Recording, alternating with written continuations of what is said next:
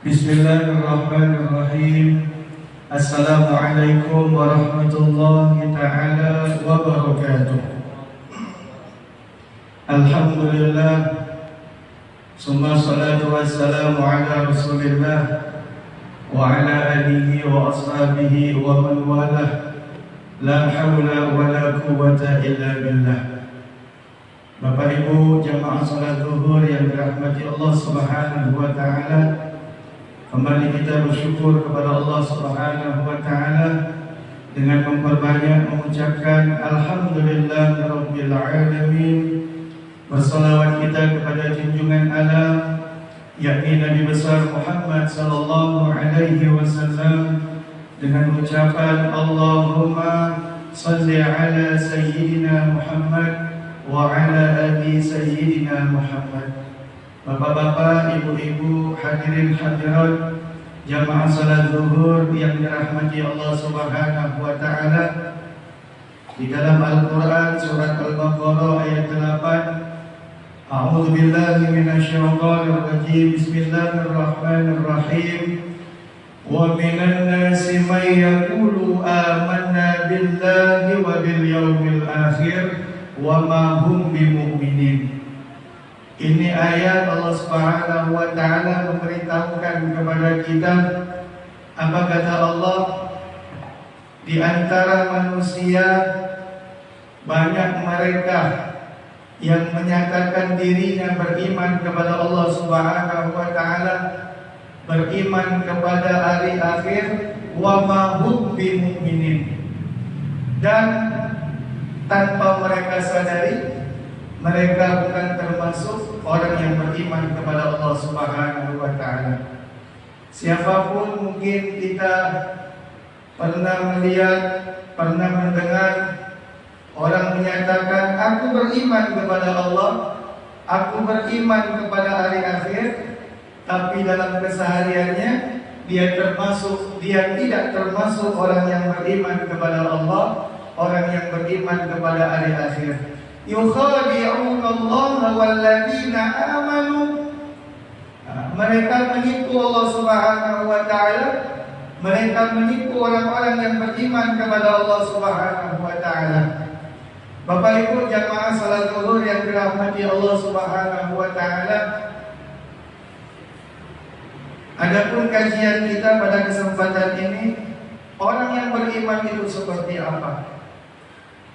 Ya ayyuhalladzina amanu dzkurullah. Orang yang beriman itu dia selalu mengingat Allah Subhanahu wa ta'ala. Dalam keadaan apapun, dimanapun, hatinya selalu mengingat Allah Subhanahu wa ta'ala.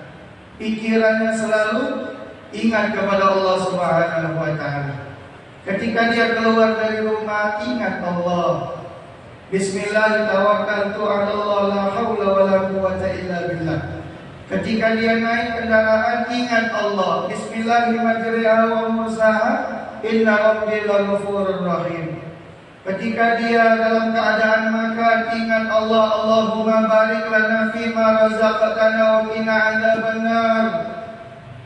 Ketika dia makan dengan tangan kanan. Dalam keadaan duduk, la tashrabanna ahadukum qa'imah.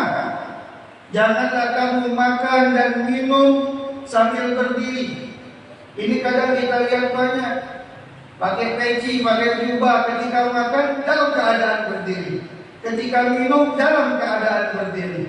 Orang Islam ketika makan, ketika minum dalam keadaan berdiri. Na'udzubillah summa na'udzubillah min dzalik. Setelah dia makan, alhamdulillahilladzi at'amana wa saqana wa ja'alana minal muslimin. Dalam keadaan tidur, bismillahumma ahya wa bismika amut.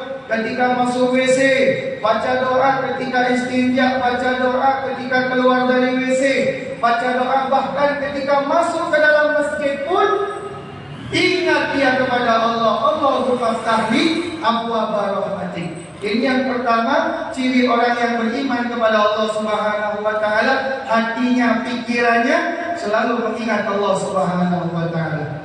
Kemudian yang kedua, sesuai dengan hadis daripada Nabi SAW, Man kana yu'minu billahi wal yawmil akhir falyakul khairan aw liyasmut.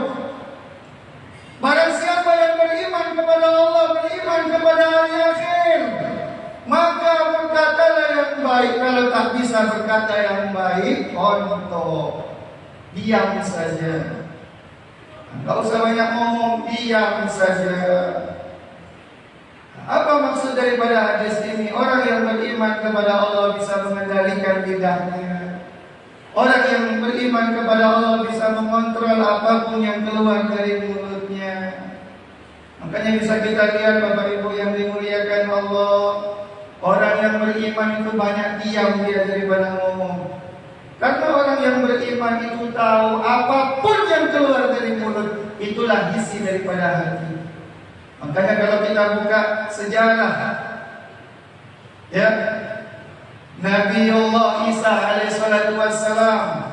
Nabiullah Isa ini sama seperti Nabi kita Muhammad sallallahu alaihi wasallam.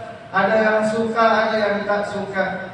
Tapi ketika Nabi Isa bertemu dengan orang yang tak suka, Allahu Akbar, cacian, makian, fitnahan, bahkan carutan keluar dari mereka yang didengar oleh Nabi Isa alaihissalatu wassalam. Tapi apa yang dilakukan oleh Nabi Isa? Keluar dari mulutnya Nabi Isa, jazakumullah khairan katsiran. Apa arti jazakumullah khairan katsiran? Semoga Allah Subhanahu wa taala membalasmu dengan kebaikan yang banyak. Coba kalau kita Bapak Ibu yang dimuliakan Allah, ketika kita bertemu dengan orang yang tak suka sama kita, terdengar di telinga kita makian, cacian, carutan, apa yang kita lakukan? Apa sama yang keluar dari mulut kita sama seperti yang keluar dari mulutnya Nabi Isa? Wallahu a'lamu bishawab.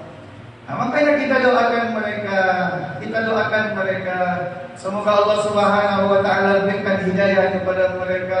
Kalau Allah kabulkan doa kita, jadi orang yang taat dia secara tidak langsung kita sudah mendapatkan amal jariah Bapak Ibu yang dimuliakan Allah. Nah, makanya penting yang namanya lidah, harus kita kendalikan lidah, harus kita kontrol lidah. Kalau kita buka cerita atau sejarah Abu Bakar As-Siddiq radhiyallahu taala, setiap hari Abu Bakar itu keluar dari rumah mencari batu kerikil yang paling kecil. Nah, untuk apa batu kerikil itu Bapak Ibu yang dimuliakan Allah? Diletakkan di bawah lidahnya. Diletakkan di bawah lidahnya. Nah, ketika ditanya oleh sahabat yang lain, kenapa mulutmu wahai Abu Bakar? Apa kata Abu Bakar? Aku letakkan batu kerikil di bawah lidahku. Untuk apa? Supaya lidahku enggak kemana-mana. Memang ngomongin orang ini Bapak Ibu yang dimuliakan Allah suatu nikmat. Nah, ngomongin orang ini enggak terasa berjam-jam. Yang tadinya cuma kekedai saja setengah jam, bisa jadi 3 sampai 5 jam. Kenapa? Karena ngomongin orang.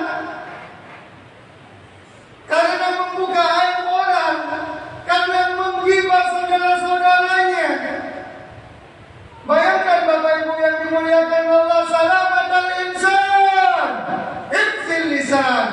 Selamatnya manusia itu apabila manusia tersebut bisa mengendalikan lisannya. Berapa banyak orang saling bunuh-membunuh gara-gara lisan. Berapa banyak orang yang masuk surga gara-gara lisan. Berapa banyak orang yang akan masuk ke dalam neraka gara-gara lisan. Berapa banyak dari dulu sampai sekarang orang tak tegur sapa gara-gara lisan.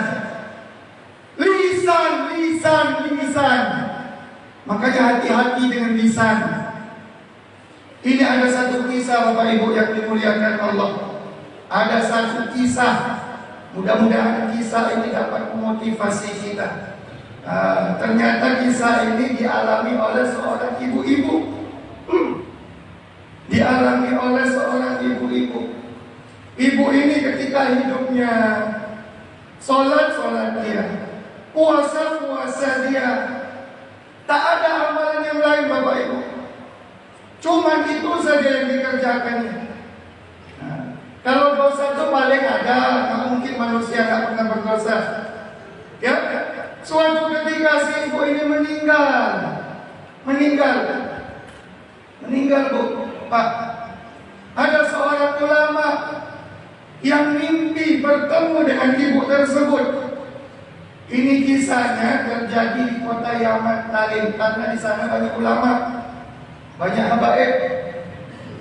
Jadi ulama ini bermimpi dengan ibu yang meninggal tersebut.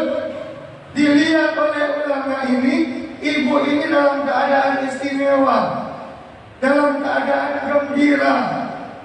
Ulama ini tahu dengan ibu itu.